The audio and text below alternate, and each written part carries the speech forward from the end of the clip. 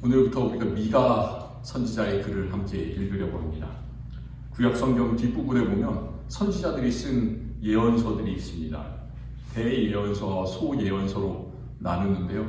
대예언서에는 5권의 책이 있습니다. 이사야, 예레미야, 에가, 그리고 에스겔, 다니엘까지 5권의 책을 대예언서라고 하고요. 대선지서라고 하고요. 그리고 그 뒷부분에 있는 호세아, 요엘, 아모스, 오바댜, 요나, 미가, 나훔, 하박국, 스바냐, 학개, 스가랴, 말라기까지 몇 권인가요? 12권의 책을 소선지서라고 합니다. 이 구분을 제가 전에 한번 말씀을 드린 적이 있는 것 같기도 하고 아닌 것 같기도 한데 어떻게 대와 소를 나눌까요? 대예언서가 대선지자들이 소선지자들보다 더 대단한 사람들이어서 대인가요? 예? 더 능력이 뛰어나서 더 하나님께서 많은 말씀을 주셔서 뭐가 구분이 된 겁니까? 구분을 간단하게 하는 그 이유가 있습니다.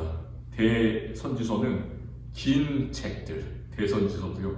짧은 책들, 소선지서입니다. 그래서 얼마나 훌륭한가, 업적이 대단한가 그런 게 아니라 단지 분량의 차이에 대와 소가 나눠진다. 이걸 기억하시기를 바라고요. 그러니까 소선지자들이 쓴 그 말씀들은 대선지자들이 쓴 말씀보다 전혀 중요성이 떨어지는 그런 말씀이 아니다라는 거죠. 그래서 미가가 쓴 글도 똑같이 중요한 하나님의 말씀이라는 그런 겁니다. 소선지자들 가운데 한 명이었던 이 미가 선지자가 다른 선지자들보다 훨씬 더 이 사람은 유명하지 않은 사람이었어요. 예를 들어서 이사야 선지자 1장 1절, 이사야 1장 1절에서는 아모스의 아들 이사야가 유다와 예루살렘에 관하여 본 계시라 이렇게 말씀합니다. 어떻게 얘기하냐면 선지자 아버지의 이름이 나와요. 선지자 아버지의 이름. 그 선지자 아버지가 누구냐면 아모스의 아들 이사야다 이렇게 나와요. 그러니까 아버지가 이름이 있는 사람이기 때문에 아버지의 이름을 이렇게 대는 거고요. 마찬가지로 예레미야 1장 1절 베냐민 땅 아나돗의 제사장들 중 힐기야의 아들 예레미야의 말이니라. 이 힐기야라는 사람이 요시야 때 제사장으로 개혁을 일으켰던 사람인지 아닌지는 정확히 모릅니다. 그런데 어쨌든 동명이인일 수도 있고 같은 사람일 수도 있는데 이 사람도 마찬가지로 예레미야도 나도 작은 아이다 이렇게 얘기했지만 그 가문은 대단한 그 제사장 가운데 이름이 있는 힐기야 제사장의 아들이었다 이렇게 얘기를 하고 있죠. 그러니까 내 아버지가 누구야 이렇게 얘기할 수 있는 사람은 대단한 가문에 있었다라는 그런 말이에요. 그런데 비교를 해보면 미가서 1장 1절에서는 미가 선지자의 아버지 이름이 나오나요? 나오지 않나요? 나오지 않습니다. 1장 1절 유다의 왕들 요담과 아하스와 히스기야 시대에 모레셋 사람 미가에게 임한 여호와의 말씀 곧 사마리아와 예루살렘에 관한 묵시다 이렇게 하면서 이 예언을 시작하고 있습니다. 여기 보면 어떤 이야기가 나오냐면 미가가 활동했던 시대 어떤 왕들 통치할 때 이 미가가 활동을 했는지 나오고요. 미가의 고향이 나옵니다. 미가의 고향 모레셋 사람 모레셋이라는 고향이 나오고요. 또 미가가 전한 하나님의 말씀의 범위 그 범위는 사마리아 북이스라엘 사마리아가 북이스라엘의 수도였죠. 예루살렘은 남유다의 중심지. 그러니까 북쪽 이스라엘, 남쪽 유다의 모두 총괄해서 말씀하는 하나님의 계시다. 이렇게 말씀의 범위가 나옵니다. 이런 유명하지 않았던 그 선지자 미가의 선포를 우리가 읽어야 되는 이유가 있습니다. 왜 읽어야 될까요? 왜 이 시즌에, 왜 이 겨울이 오는 시즌에 특별히 제가 미가를 우리 성도님들과 함께 읽고 싶어 했을까요? 제 마음을 좀 알아주셨으면 좋겠습니다. 이 시즌에 읽어야 되는 이유가 있습니다. 오늘 집에 가서 미가를 1장부터 7장까지 한번 쫙 읽어보세요. 그러면 여러 가지가 이유가 있는데 이제 교회가 그냥 1년 행사를 계획하고 아무렇게나 막 이렇게 하는 게 아니라 교회는 교회의 력이 있습니다. 달력이 있잖아요. 1월, 2월, 3월, 4월, 12월까지 가는 달력이 있고 약간 이제 매년마다 이렇게 절기가 있는데 그 절기가 날짜가 조금씩 바뀌고 이렇게 하는데요. 교회도 마찬가지로 교회 달력이 있습니다. 교회력이 있는데 이제 얼마 안 있으면 11월 넷째 주일부터 11월 마지막 주일부터 성탄절 전에 까지 예수님이 오심을 기다리는 그 성탄절 전까지 4주간을 대림절이라는 그런 교회의 절기로 지킵니다. 예수님께서 오시는 것을 기억하면서 감사하고 또 우리도 기다리는 그런 절기입니다. 그런데 미가 선지자는 참 아름다운 말로 예수님께서 베들레헴에서 나실 것이다, 이것을 예언했어요.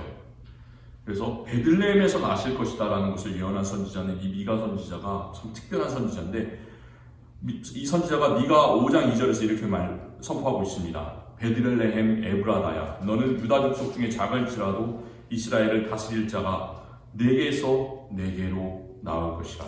그의 근본은 상고의 영원에이니라. 옛날부터 예수님께서 오실 것이 그 영원부터 정해져 있다. 베들레헴에 나실 것이다 라는 그 구절을 미가 5장 2절에서 말씀했습니다. 그렇기 때문에 우리가 이 예수님께서 오시는 그 시즌을 기다리면서 예수님을 우리 마음속에 모시면서 이 미가를 함께 읽었으면 좋겠고요. 또 이와 함께 미가 선포는 우리도 똑같이 경험하고 있는 이 세상의 복잡한 상황들, 요즘에 정치도 복잡하고 외교도 복잡하고 문화도 복잡하고 잘 되는 것이 없어 보이고, 한국에서도 많은 일이 일어나고 미국에서, 북한에서 정말로 많은 일들이 일어나는데, 그런 상황 속에서 하나님을 믿는 사람들, 하나님께서 이 믿는 사람들에게 요구하는 것이 과연 무엇인가, 그것을 정확하게 알려주는 그런 말씀이 미가 선지자의 선포입니다.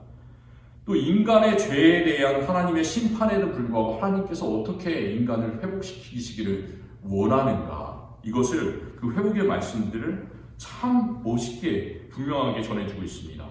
미가의 핵심 구절이 뭐냐고 한다면, 우리가 오늘 찬송을 열심히 했던 미가 2장 8절 그 구절입니다.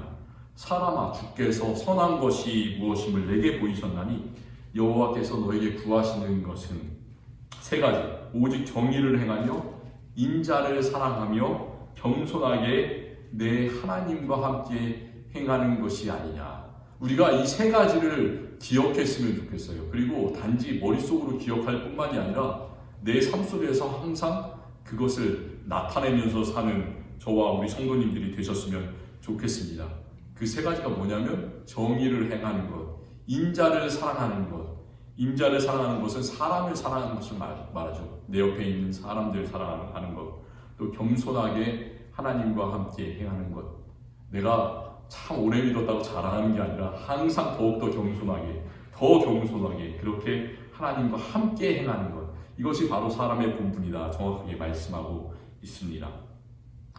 미가가 활동했던 그 사회적 배경이 참 복잡했던 시기라고 이렇게 잠깐 말씀을 드렸는데, 그 당시가 왜 복잡했냐 하면, 그 당시에는 강대국의 침략이 끊이지 않았습니다.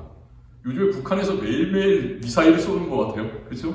근데 그 당시는 단지 미사일 쏴가지고 공해상으로 쏴서 위협하는 정도가 아니라 실제로 강대국이 땅을 밟고 침략을 하고 사람을 죽이는 그런 상황이 있었습니다. 그가 이스라엘 남쪽 유다에서 활동했던 선지자인데요.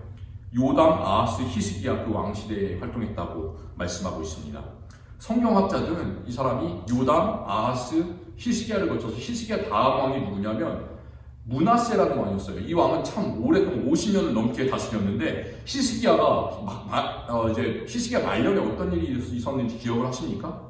히스기야가 갑자기 중병에 걸렸어요. 그래가지고 하나님께 기도를 합니다. 성전 벽을 향해서. 그때 좀 오래 살게 해주십시오, 수명을 연장시켜 주십시오, 이렇게 기도를 했더니 하나님께서 10년을 연장을 시켜 주셨어요. 그러면서 그 그 해시계가 뒤로 이렇게 시간이 물려나게 이렇게 만들어 주셨거든요. 그런데도 불구하고 히스기야 그 다음에도 건강이 별로 좋지 못했던 모양입니다. 그래서 이 히스기야가 말년에는 이 므낫세 젊은 아들이 섭정을 했었습니다. 같이 함께 다스린 거죠. 그러니까 이 므낫세가 다스리는 그 기간, 초반의 기간에서도 이 미가 선지자가 활동했다라고 성경학자들이 연구를 해서 이야기를 하고 있습니다. 참 오랜 기간, 거의 한 50년, 60년 이상을 이렇게 선포를 했는데, 그 당시에 어떤 일들이 있었나.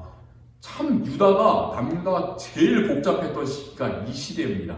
그리고 그 므낫세 그 왕이 있었던 다음에는 이제 나라가 완전히 곤두박질 쳐서 그냥 멸망의 길로 가죠. 그 다음에 왕들이 어떤 왕이 있습니까? 요시아가 개혁하고 그 다음에 여호와김, 시드기야 왕이 있는데 완전히 이렇게 멸망하는 그런 기간으로 갑니다. 그래서 바로 그 멸망하기 직전의 기간이 이 사람이 이제 활동했던 그 시기인데요. 유다 말기에 맨 처음에 왕이 됐었던 이 미가 선지자가 활동했을 때 처음 왕이었던 그 요담이라는 사람이 왕이 되었을 때 주변 강대국에 그 강대국 중에 아시리아라고 아마 역사책에서 배우셨을 겁니다. 그 아수르가 세력을 키우면서 북이스라엘을 공격해 옵니다. 그리고 그러면서 북이스라엘을 자기 통치하에 넣고 사람들에게 많은 세금을 내게 합니다. 게다가 북이스라엘하고 남쪽 유다하고 같은 민족이잖아요.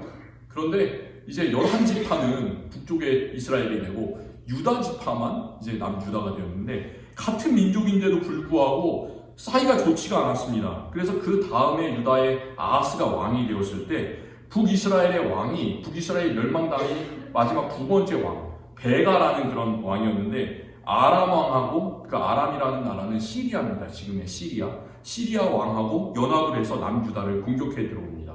그 북이스라엘하고 아람의 연합군이 얼마나 셌었냐면 참 이런 일이 있었는지 모르겠는데 그 일로 유다 군사가 하루에 12만 명이 죽었다라는 그 기사가 성경에 나와요.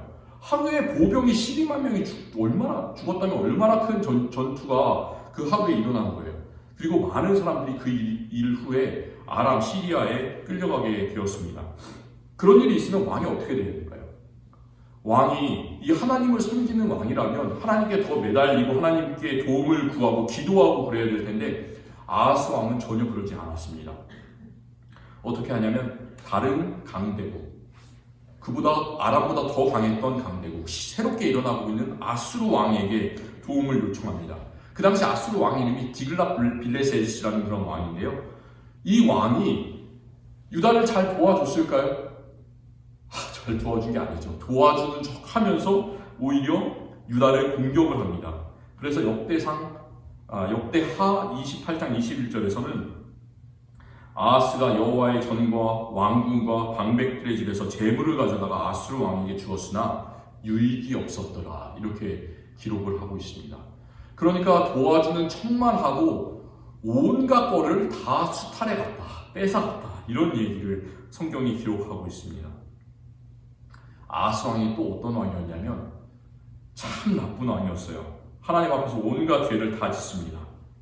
아람의 신들, 그 자기를 공격했던 그 북이스라엘과 아람의 연합군들이 이 남유다를 공격했는데 그러니까 아람의 신이 셌다고 생각을 했었나 보죠. 그래서 아람의 신을 들여와서 그를 섬기고 또 하나님의 성전에 있던 기구들을 부수고 곳곳에 산당들을 세우고 다른 신들에게 분양하고 심지어 자기 자녀들을 몰렉이라는 그런 이방신에게 주어서 몰렉에게 주는 그런 재물은 뭐냐면 사람을 직접 주는 거예요. 그래서 그 가운데로 자기 낳은 왕자들을 들어가게 하는 그런 아주 몰상식했던 그런 왕이 아하스였습니다. 왕이 이렇게 하니까 백성들이 그 당시에 어떻게 했겠습니까? 백성들도 왕이 하는 대로, 지도자가 하는 대로 똑같이 행하잖아요. 그러니까 백성들도 산당에 제사하고 하나님이 아니라 이방신을 섬기게 되는 그런 악습들이 이 아하스 왕 때 일어나게 되었습니다. 아하스 왕 다음에 왕이 됐던 왕이 히스기야 왕인데 히스기야 왕 때는 상황이 더 힘들어져요. 북이스라엘이 이미 아수르의 멸망을 당해버립니다. 그리고 남유다를 공격하던 북이스라엘이 없어져 버리니까 어떤 일이 일어날까요? 나라가 더 평안해졌을까요? 그게 아닙니다. 그전에는 이 아수르가 공격해 들어올 때 북이스라엘이 막고 있잖아요. 북쪽에서. 그렇기 때문에 하나의 방패막이 됐었는데 이제 그 방패막이 사라져버리는 거예요. 그래서 아무도 그 공격을 막아주는 그런 나라가 없고 그 공격들이 그냥 바로 남유다에게 고스란히 아수르의 위협이 미치게 됩니다. 그리고 강대국 바벨론이 유다를 또 공격해 들어옵니다. 그래서 강대국 바벨론이 아수르보다 더 강력해지고 이제는 유다를 에워싸고 예루살렘을 에워싸고 3년간이나 그 예루살렘을 공격해 들어옵니다. 그런 놀라운 일이 생깁니다. 그래서 그 내용들이 오늘 미가 1장 9절에 어떤 어려운 일이 있었는지를 이렇게 설명을 하고 있는데 이는 그 상처는 고칠 수 없고 그것이 유다까지도 이르고 내 백성의 성문 곧 예루살렘에게도 미쳤음이라. 이게 무슨 말이냐면 그 상처는 고칠 수 없고, 그 상처가 어떤 상처냐면 북이스라엘이 이방신을 섬겨서 그 사마리아가 전멸될 지경에 이른 그 상처, 그리고 사람들이 수탈을 당하고 그 북이스라엘에 있는 사람들이 삶이 너무나 어려우니까 남쪽 유다로 이렇게 건너 내려오게 됩니다. 그런 상처들이 남쪽 유다에까지 이르고 예루살렘에까지 이르렀다. 그렇게 이야기를 하고 있습니다. 이 어려운 가운데서도 히스기야 왕은 하나님을 잘 섬겼습니다. 그래서 결국 이 바벨론이 물러가게 되고 다시 하나님을 섬기는 나라가 됐는데, 또 그 다음에는 또 나라가 또 쇠퇴해요. 그 다음에 있는 므낫세 왕이 되니까 그 왕은 다시 나라를 아하스가 했던 그런 이방 시대에 돌리고 나라를 혼란한 시대로 완전히 되돌려 버립니다. 우상을 누구보다도 더 열심히 섬겼어요. 그래서 하나님의 분노를 일으키게 되고 또 나라를 전혀 돌이킬 수 없는 그런 지경에까지 이르게 합니다. 이런 복잡한 시대 상황 속 네 왕을 거쳐서 선포했던 사람, 그 사람이 바로 미가 선지자입니다. 그러니까 하나님의 말씀을 그 복잡한 시대에 선포하는 게 쉬웠겠습니까? 어려웠겠습니까? 참 어려웠겠죠. 괴로웠겠죠. 게다가 그의 고향은 별로 유명하지 않은 곳입니다. 그가 예루살렘에서 선포했던 것이 아니라, 중심지의 사람이 아니라 그의 고향이 모레셋이라고 1장 1절에서 이야기를 하고 있습니다. 또 14절에 우리가 읽진 않았는데 14절에서는 이러므로 너는 가드 모레셋에 작별하는 예물을 줄지어다 이렇게 하고 있는데, 그 고향이 가드 모레셋이었다라고 우리가 볼 수가 있습니다. 가드라는 데 들어보신 적 있어요? 이스라엘의 가드. 가드는 이스라엘 유다가 다스리던 땅이 아니라 그 지중해 쪽으로 나가게 되면 블레셋의 큰 5개 도시가 있었습니다. 그 블레셋이 다스렸던 도시 중에 하나가 가드였어요. 블레셋 장수, 키가 아주 크고 덩치가 좋은 사람 기억하세요? 그 사람 이름 누굽니까? 골리앗이잖아요. 골리앗의 고향이 어딘가요? 골리앗의 고향이 가드예요. 그래서 이 블레셋의 그 땅 중에 하나가 이 가드인데, 그 가드 모레셋은 어디였냐면 예루살렘에서 그 블레셋 땅 가드 지중해 쪽으로 내려가다 보면 있는 그 중간에 있는 그 작은 시골 산골 마을이었습니다. 궁중에서 왕을 모시던 선지자 중에 이사야 선지자가 있었습니다. 이사야 선지자는 궁중에서 왕을 모시니까 지위도 참 높았겠죠. 그리고 이 사람이 한마디만 하면 왕궁에 있는 사람들이 다 알아듣고 왕이 이사야 이름을 높이고 공경하고 이러니까 얼마나 위험이 있었겠습니까? 그러니까 아주 중후한 말들을 이렇게 했었겠죠. 그런데 한마디만 선포하면은 이사야 같은 선지자가 외치는 것은 사람들이 다 따라했을 텐데, 이 미가는 제사장 가문도 아니고 시골에서 활동하는 그냥 이름 없는 한 사람. 이 미가 선지자가 하나님의 말씀을 선포하고 그 말씀이 들려지게 하기 위해서는, 한마디라도 그 말씀이 들려지게 하기 위해서는 극단적인 방법을 이 사람이 써야 돼요. 어떤 방법을 씁니까? 졸고 있는 성도를 깨우려면 어떻게 해야 됩니까? 목사가 소리를 쳐야 되잖아요. 그런 것처럼 이 사람은 소리를 칠 수밖에 없었던 거죠. 어떻게 소리를 치냐면 그냥 소리를 치는 것도 아니고, 오늘 우리가 읽은 8절 말씀처럼 모든 것을 다해서 하나님의 뜻이 이렇다라고 보여주는데, 먼저 어떻게 합니까? 애통하며 애곡하고 또 옷을 막 찢고 벗어요. 벌것은 몸으로 행하고, 옷을 입고 하는 게 아니라 옷도 벗고, 그 다음에 들깨같이 애곡하고. 들깨 우는 소리 들어보셨습니까? 이렇게 눈이 오면 항상 짖는 개들이 있습니다. 10분만 짖으면 좋을 텐데 1시간씩 계속 옆집에서 짖어대면 얼마나 짜증이 납니까? 그 개처럼 계속해서 왈왈거리면서 짖는 거예요, 이 선지자가. 그리고 타조같이 애통한다. 타조 보셨어요? 동물의 왕국 같은 데서 타조 다큐멘터리 한번 찾아서 보시기 바랍니다. 타조 머리 어떻게 생겼습니까? 머리가 가지런하게 잘 빗었습니까? 머리 듬성듬성 있잖아요? 몸에, 그리고 털이 제대로 있지 않지 않습니까? 그리고 몸에 털이 이렇게 중구난방 이렇게 나 있지 않습니까? 그것처럼 타조 또 우는 소리 들어보셨어요? 꽥꽥! 이상한 소리를 내지 않습니까? 그것처럼 이 선지자가 소리를 내는 거예요. 큰 소리로 외치는 거죠. 우는 거예요. 왜 그럴까요? 자신은 유명하지 않은 사람이지만 하나님께서 나를 택하셔서 하나님의 뜻을 이렇게 전하는데 하나님의 뜻은 이렇게 거역할 수가 없다. 무서운 말씀이다. 이런 것을 정말 소리 높여 전할 수밖에 없는 그 처지가 바로 이 미가 선지자의 입장이었습니다. 보통의 말로 할 때는 사람들이 전혀 알아듣지 못하기 때문에 유다에 이런 심판이 미칠 것이다. 이스라엘이 완전히 멸망할 것이다. 이렇게 외치는데도 사람이 하나도 알아듣지 못하기 때문에 그는 옷을 벗고 울면서 들깨처럼 타조처럼 들짐승같이 소리를 지른다 말씀하고 있습니다. 이렇게 행동하는 것을 다른 사람들이 본다면 얼마나 부끄럽겠습니까? 옷 벗고 길 한번 돌아다녀 보셨습니까? 우리 그렇게 못하잖아요. 옷을 잘 차려 입지 않습니까? 그런데 이 사람은 그것을 전혀 부끄럽다고 개의치 않고 그 모습을 한 사람이라도 제발 더 봤으면 좋겠습니다. 자기가 선포하는 그 모습을 통해서 하나님의 말씀을 사람들이 알아줬으면 좋겠습니다. 그 한 가지만으로 만족했던 사람이었습니다. 왜 그럴까요? 나 같았으면 참 부끄러울 텐데 길거리에 나가서 그렇게 꽥꽥거리면서 소리치면서 하나님의 말씀을 증거하면 참 부끄러울 텐데 어떻게 그렇게 할 수 있었을까? 미가 선지자는 다른 사람이랑 다른 사람이었죠. 그는 성령의 사람이었기 때문입니다. 하나님께서 말씀하시는 그 나라 그리고 백성들의 죄를 선포하고 드러낼 수 있으면 어떤 방법이라도 다 괜찮습니다. 바울이 그랬잖아요. 내가 그리스도와 함께 죽었다고 그 마음을 가지고 있었던 사람이에요. 미가가 이렇게 엄청난 방법으로 선포할 때 그 마음을 미가 3장 8절에서 이렇게 선포를 합니다. 오직 나는 나 미가는 여호와의 영으로 말미암아 능력과 정의와 용기로 충만해져서 야곱의 허물과 이스라엘의 죄를 그들에게 보이리라. 성령께서 나에게 입혀주셨기 때문에 나는 능력과 정의와 용기가 충만한 사람이다. 그러세요? 여러분들도? 성령이 함께 하십니까? 능력과 정의와 용기가 나의 삶에 넘쳐납니까? 그렇습니다. 아멘 이렇게 대답할 사람이 별로 없지 않습니까? 그런데도 불구하고 우리에게 하나님께서는 능력과 정의와 용기, 성령으로 채우신 줄 믿습니다. 그렇게 되셨으면 좋겠어요.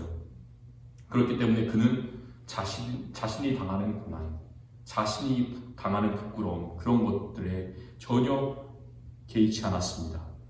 미가는 그리고 자기만 그렇게 애통하는 것이 아니라 참 나라가 이렇게 어려운데 상황이 어려운데 내 이 애통함에 모든 사람이 좀 함께 해줬으면 좋겠습니다. 이것을 간절히 외치고 있어요. 우리가 내 자신이 신앙생활을 잘하는 것도 참 중요하지만 어떻게 하면 이렇게 하나님의 말씀을 같이 다른 사람이 알아듣게 전할 수 있을까? 어떻게 다른 사람들을 이렇게 하나님의 전으로 오게 할 수 있을까? 마음을 하나님께 향하게 할 수 있을까? 이렇게 함께 기도하고 고민하고 나아가는 것이 참 중요합니다. 오늘 우리가 읽은 말씀 뒤에 15절에서는 이런 말씀이 있습니다. 16절에 이런 말씀이 있어요. 너는 내 기뻐하는 자식으로 인하여 내 머리털을 깎아 대머리 같게 할지어다. 내 머리가 크게 벗겨지게 하기를 독수리 같게 할지어다. 이는 그들이 사로잡혀 너를 떠났습니다. 그러니까 나는 내 자신을 이렇게 벗은 몸으로 타조와 들깨같이 소리치면서 울면서 하나님의 말씀을 전하는데 너희 자녀들아 너희도 마찬가지로 이렇게 나와 함께 슬퍼하자. 너희가 머리를 이렇게 가지런히 하는 게 아니라 머리를 깎아버려라. 슬퍼해라. 대머리같이 해라. 그렇게 하면서 이 애통하는 나 미가와 함께 했으면 좋겠다. 그 마음을 이렇게 쓰고 있습니다. 미가 선지자가 이렇게 부끄럽게 자신을 보이면서까지 하나님의 말씀을 선포하는 것은 그가 하나님께서 어떤 분이신지 하나님의 성품을 참 잘 알았기 때문입니다. 오늘 우리가 읽은 말씀 2절에서 백성들아 너희는 다 들을지어다. 땅과 거기에 있는 것들은 다 들을지어다. 이렇게 선포를 합니다. 이 말씀은 하나님께서 단지 아주 제한된 곳에만 있는 분이 아니라는 그런 말씀입니다. 단지 남유다만 다스리는 하나님이 아니라 너희는 다 들으라고 하잖아요.